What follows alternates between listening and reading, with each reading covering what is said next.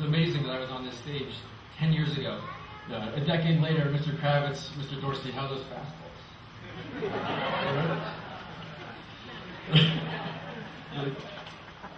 Mr. Wales, Mr. Bonanno, Mr. Karp, Board of Trustees, faculty, staff, administrators, families, and friends. It is a tremendous honor to be standing before you today to celebrate the commencement exercises at the conclusion of Gordon's centennial year in the accomplishments of the class of 2011. Tonight, I carry with me the good wishes of hundreds of Gordon alumni. I am humbled to be speaking to all of you on their behalf. To the 8th graders, congratulations, you've made it.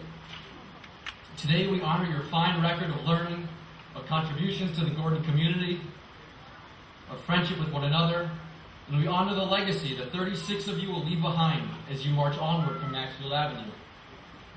I know you're about maybe an hour from summer vacation, so just give me a few minutes. It'll be a test in 10 years, so please take notes. Class of 2011, this morning you underwent the time-tested ritual of signing one another's yearbooks. 10 years ago, on my own last day at Gordon, I recall writing sentences, if not paragraphs, in my classmates' yearbooks. Yet one person took a markedly different approach in my yearbook. After watching her lift her pen from the page, I then eagerly raised the yearbook to my face to read her words of wisdom. To the busman, watch your use of to be. To the busman? Watch your use of to be? What? I recall reading those words and then looking up at Mrs. Bowman near the door of what is today Mr. Bernstein's classroom, completely baffled. I know it was the last day of the school year, Mrs. Bowman, but that's the best you could do to the busman? Watch your use of to be? Yes, Ben, you said in a cool tone, perhaps equally baffled by my expressive response. You're the busman. You take the bus home.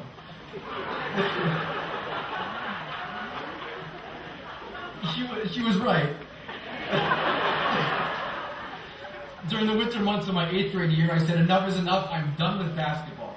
My parents couldn't pick me up here in East Providence at 3, so I took the bus home. Okay, I was the busman. And what about watch your use of to be? She said, you know, he is, you are, I am. You've got to change it up. Watch your use of the verb to be. Oh, cool. Thanks. Lesson learned in high school, my English teachers wouldn't tolerate boring essays. They'd be looking for more dynamic verbs which would illustrate the full range of the noun-verb experience. So it was, Mrs. Bowman. I watched my use of the verb to be. Well, I got through Moses Brown, and sure enough, I got through Bowdoin College, yet here I am 10 years later, closing out Gordon's 100th year, and whether she intended it this way or not, I'm still thinking about Mrs. Bowman's words. So I'd like to propose 2 non-linguistic interpretations that I've come up with. The first, be yourself. The second, do not be content to simply be. Perhaps a few snapshots from my own life as well as from Gordon itself will help to illustrate these 2 perspectives. At Bowdoin, I was a government and legal studies major with a focus on Middle East politics, leaving me well positioned to learn and live abroad. So, I spent a semester of my junior year at Tel Aviv University and then went directly to Marseille, France for an internship with the U.S. Department of State. About a year and a half later, I enrolled in the Pardes Institute, a Judaic studies program in Jerusalem. Politics had nothing to do with it, though. You see, after focusing so intensely on my academic interests, I felt that I had neglected a central component of who I was. I needed to more deeply explore my Jewish identity. Being myself, the first interpretation of Mrs. Bowman's advice, meant both pursuing my academic interests as well as strengthening my ethno-religious identity. Then, as if teleporting, I escaped the soft, mesmerizing tan stones of Jerusalem for the 14-story office buildings of Washington, D.C.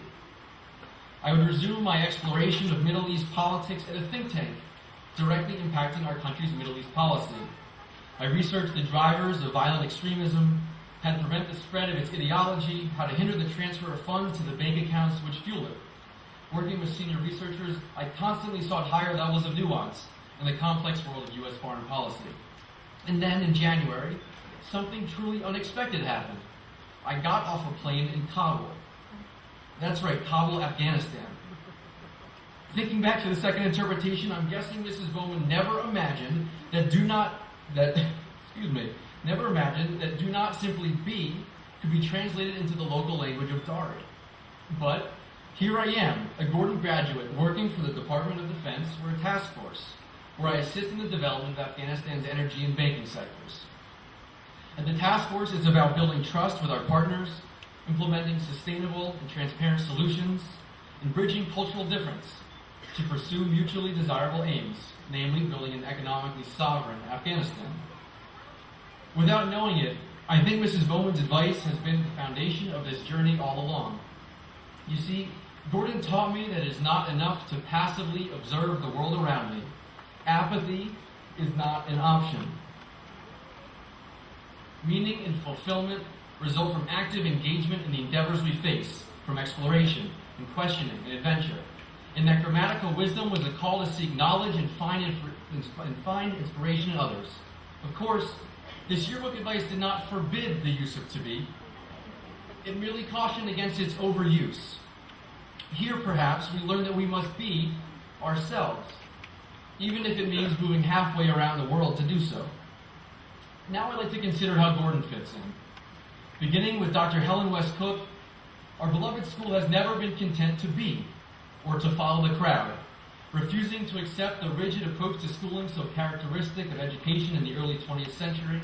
The open-air school's 1915 prospectus explains, "The principles upon which the school is based are these: teach our boys and girls together and in the open air, awaken interest and stimulate investigation, develop the individuality of the child by encouraging free self-expression, instill the true spirit of joyous work." Dr. Cook's audacious educational philosophy, an educational philosophy born out of an unflinching desire to provide individualized care for her patients as a practicing physician, has inspired excellence at Gordon for a century. Understanding the import of Mrs. Bowman's advice far better than I did, about a decade ago, the Gordon community reconsidered its engagement with the world around it. To a world of unprecedented interconnectedness and societal change, Gordon proudly declared, "We will be ourselves." Affirming Dr. Cook's founding mission, we will adopt a strategic plan for racial diversity. By embracing multicultural education and racial diversity, Gordon has set a shining example of how to not simply be. Not content to wade in still educational waters, her school has literally led the charge and has received national attention along the way in preparing students to be citizens of our globalized world. Gordon's multicultural curriculum values historical context, cultural significance, and service learning, refusing to reduce education to memorization and test scores. And, in their commitment to broadening the perspectives of their students, Gordon's teachers continue to do what they've always done: encourage curiosity, promote thoughtful citizenship, and educate children uncommonly well. For all this, as Mr. Wales has written, Gordon's students have the interest and the capacity to take what they are learning and apply it to the world they live in. I have to look no farther than the class of 2011 to see how true Mr. Wales' words are. When I visited with you in April, you reflected on your civil rights trip, which for the record began the year after my class graduated. You shared with me how difficult it was at the Southern Poverty Law Center to see pictures of the oppression and violence which persist to this day as a result of difference. At SPLC, you learned about Bloody Sunday and the Rwandan genocide, about race as a catalyst for conflict the world over. At the Wall of Tolerance, you said, "By placing my name on this wall of tolerance, I pledge to take a stand against hate, injustice, and intolerance. I will work in my daily life for justice, equality, and human rights, the ideals for which the civil rights martyrs died." And in response, you said that you were filled with hope and acknowledged what could be possible when we act together rather than as individuals. Yes, I would say that Gordon has prepared you exceptionally well for the challenges which lay beyond these beautiful grounds. And though the possibilities to strengthen communities span time zones, we must remember that the communities most immediately surrounding us, here at Gordon, in towns throughout southeastern New England, and in new schools next year, are equally in need of the empathy and tolerance which you have learned here. While we are indeed contributors to a globalized world, this does not preclude us from localized action. And, as I was counseled 10 years ago, watch your use of the verb to be. Your writing will improve. Don't stick to the grammatical interpretation like I did. As you go onward from Gordon, I encourage you to be proactive in this pursuit. Ask, learn, listen, create, sing and dance and befriend and care. Continue to carry with you the empathic spirit so nobly captured in your reactions to the wall of tolerance. Dr. Cook taught us back in 1915 that the open-air school, our school, believed in developing the individuality of the child by encouraging self-expression, whether in Marseille, Jerusalem, or Kabul, East Providence, a ninth grade classroom, or anywhere in between. Express yourselves with passion and continue to appreciate difference. Watch your use of to be. That is to say, do not simply be, though always be yourselves. Class of 2011, the world awaits your contributions. Congratulations.